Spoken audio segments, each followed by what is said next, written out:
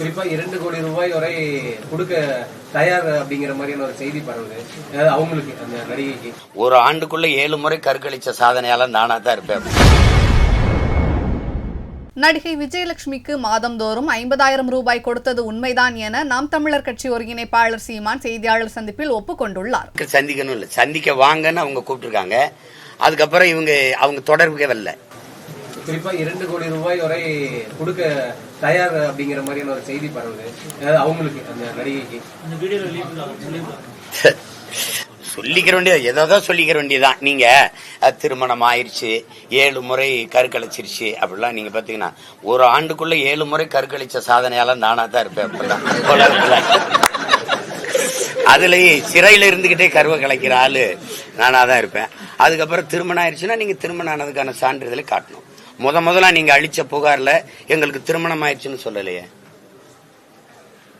2வது புகார்லயும் சொல்லலையே. திருமணமான அதுக்கான படங்கள் அதுக்கான இதெல்லாம் காட்டியிருக்கணும். அப்படின்னா எனக்கு திருமணம் ஆகும்போது அதை வெளியிட்டு தடுத்துருக்கணும். எங்களுக்கு திருமணம் ஆயிடுச்சுங்க, மறுபடியும் ஒரு திருமணம் ஆகலாம்.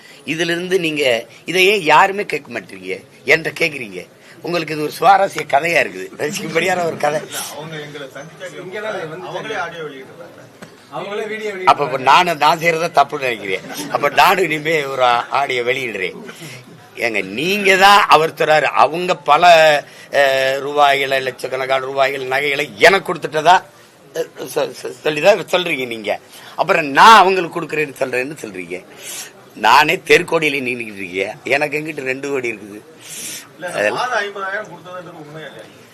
அதாவது அவங்க என்னன்னா ஒரு காலகட்டத்தை எங்களுக்கு ரொம்ப இதாயிருச்சு, 15 வருஷம் கழிச்சு சாக போறோம் அப்படின்னு எனக்கு எங்க வீட்டுல வேலை செஞ்ச ஒரு பையன், அந்த கால வேலை செஞ்சவனை பிடிச்சி அழுது இது பண்ணி அந்த குரல் செய்தியை கேட்டோன்னு சரி இப்போ ஏதாவது கொடுத்து உதவுங்கன்னு சொன்னேன்.